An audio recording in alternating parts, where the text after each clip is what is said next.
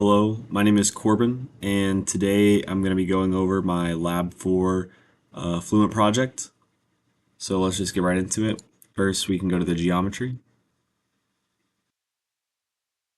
Alright, now we got the geometry loaded up. Not much to say here that hasn't been said in previous videos, but I do want to go through the actual dimensions. So for this width right here, it's 22.9 centimeter, and for this height right here, it's 0.227 centimeter. Just a simple flat object in a wind tunnel.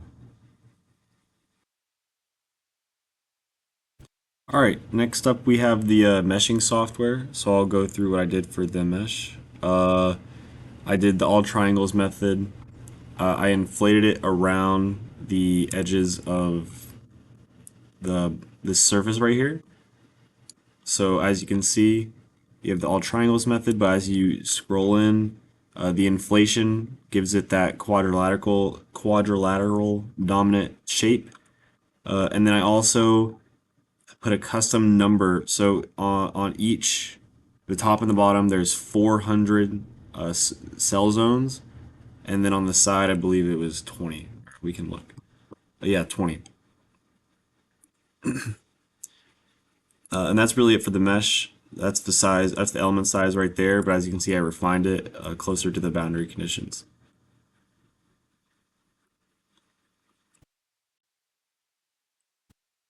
All right, so here we are in the solver. First things first, I'll go through the models. I had the energy equation off and the viscous equation on laminar. For my inlet velocity, that corresponded to 40 hertz on the fan. That was 2.733 meters per second. And then I guess I can go ahead and get right into the actual A through F for the ANSYS Fluent project. So part A, the velocity contour, we can go ahead into graphics contour, get that velocity contour right here, save and display that.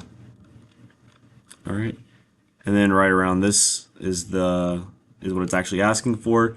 It's the zoomed in on the flat surface. So there you go. There you can see that. Okay, part B is plot the laminar boundary layer velocity profiles at 3 locations. So for that one, I did X and Y plots. So here we are.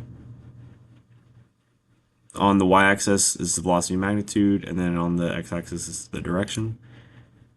And I created 3 rakes. I can actually go through that. So I'll just go through the first boundary condition right here. And let me pull up a contour. All right, so we have this contour, and I'm going to zoom in right at kind of the start. And then I'm going to go back to, first I'll show you leading edge, just to kind of get an idea of what's happening. So there it is right there. It will show you where that exists. So this is the Y conditions, and then the X is just straight up and down right there.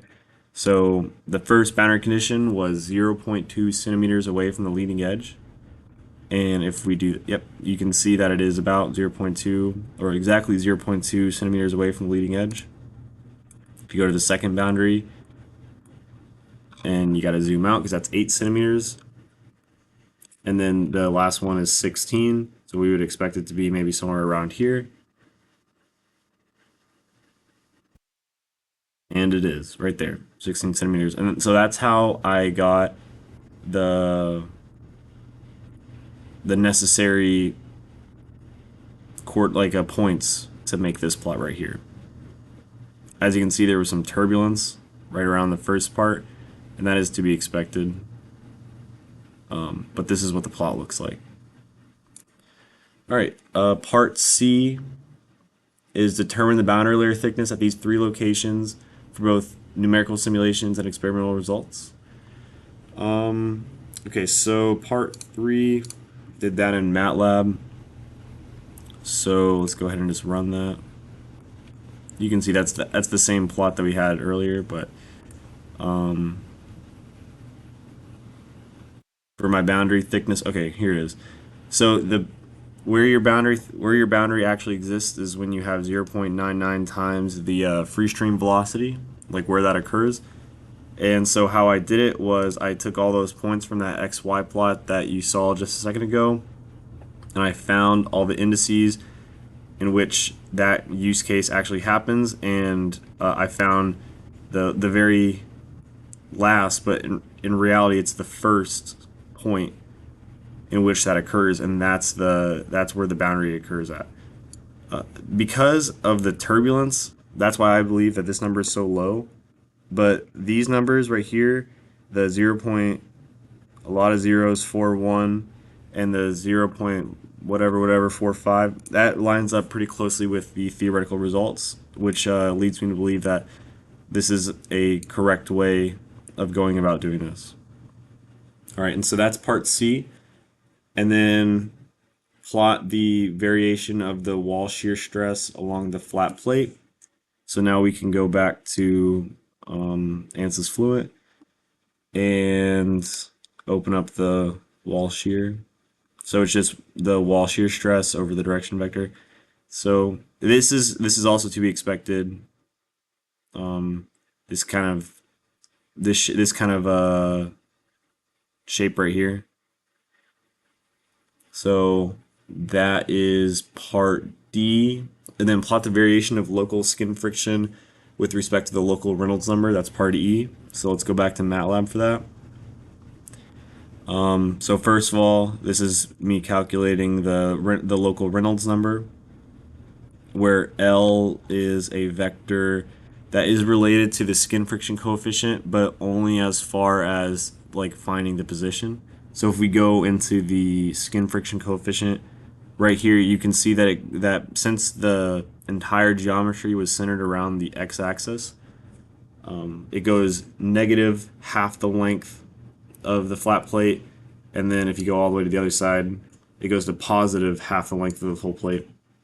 And so what I did was I just took that row, and I added that. So now it always, like, it starts at 0 and it goes to one length of the full plate. And then based off of that, let's see where we. Based off of that, you can figure out like where you are along the plate with to find the local Reynolds number at that point. And so that gave us a plot that looks identical to the wall shear stress that you saw, and that makes sense too. But it just has the local Reynolds number as the x-axis here. So skin friction coefficient on the y-axis and local Reynolds number on the x-axis, and both those numbers are non-dimensional. Okay, that's part E, I believe. Yeah, and then part F is get the drag force coefficient, and so that's just under the report definition. You get the drag force coefficient, compute that, and that's your CD along the top plate. Because I just used one of the plates, but that's it right there. All right. So that's the project. That's Lab 4 for Fluent, parts A through F. I hope you like it because it took a long time. And thank you. Have a nice day.